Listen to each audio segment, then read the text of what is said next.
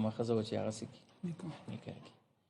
نو نبی علیه السلام مبارک چې خبر شو نو دا حدیث مبارک څه ځکه ده خو هجرت هغه الله رب العالمین ته معلوم دی. وعن أمير المؤمنين أبي حفص عمر بن الخطاب بن نفيل بن عبد العزى ابن رباح بن عبد الله بن فرط بن رزاح بن عدي بن كعب لؤي بن غالب القرشي العدوي رضي الله عنه قال سمعت رسول الله صلى الله عليه وسلم يقول دی هغه د حدیث مبارک سلسله درته ذکر کړم چې عمر فاروق رضی الله مبارک دا د چا زوی دی د خطاب او هغه د نفیل او نفیل د عبدالعزا زوی دی او هغه بیا چې دی د رباح زوی دی او هغه د عبدالله او هغه د فقرت او قرد رزاح زوی دی او دی د عدي زوی دی او عدي د کعب او کعب د لؤي او لؤي د غالب قریشي عدوي د ده څه دی زوی دی. وګوره د حدیث سلسله درته ذکر کړه چې دی وایي سمعت رسول الله صلی الله علیه وسلم یقول نبی صلی الله علیه وسلم نے میں وارد الفرمائے سو گئی عمر سے رضی اللہ عنہ انما الآیات یقینا دار مدار د اعمال موقف دے ترنی ته پوری و انما لكل امرئ ما نوى یقینا د هر سړي د پاره به هغه چې دی نیت کړي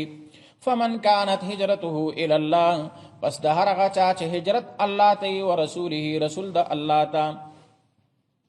فهجرته الى الله ورسوله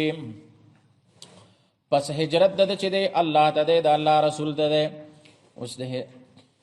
هجرت کې کنه او په دې خاطر هجرت کې چې زما دلته دین ته نقصان دی نه د اسلام احکام ته مې دلته نه پریدي نو زه خاص د الله او د نبی صلی الله علیه وسلم د دین د اشاعت په خاطر باندې زه کوم هجرت کوم. دا هجرت به صحیح دی د الله او د الله د رسول لپاره. ومن كانت هجرته لدنيا د چا چې هجرت وي د دنیا د پاره یصيبها او برسیږي ورته. اوس ګوره دام اوزی خارج ته کنه هجرت معنا ترک دیتم سوی لیکن دا هجرت پس کې نه حسابيږي ال الله او رسول ځکه چې دا هجرت د څه د پاره د دنیا د پاره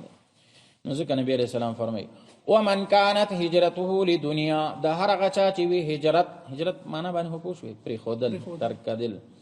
لدنیا د دنیا د پاره یصيبها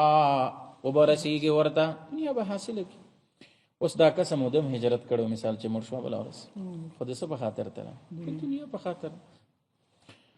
او امراتین یې هجرت کړي د خزې د پاره ينکحها چې پسې وخلی نکاح فهجرته پس هجرت د دبا الی ما هغه طرف ته هاجر الیه سشته چې څه کړي هجرت کړي. دا واقعه د سیوخه چې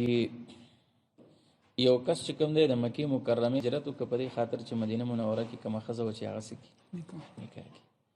نو نبی علیہ السلام مبارک چې خبر شونه دا حدیث مبارک سک ځکه دغه هجرت د دې د چې ما هجرت وکنه ته هجرت نه وکړه تا هجرت وکړه خود چا د پاره د هجرت خزه د پاره اوس ورسې اوس د دنیا لکه ما مخکې مثال لرک وطن سړی پریدي کنه دنیا په خاطر زموږه پیسې وګټم نو بیا به د حال دام سي د هجرت دی مهاجر دی لیکن مهاجر حقيقي دا حدیث کې ډیر د غرازي سړی به کې څومره دغه کې دا ټول پدې کړه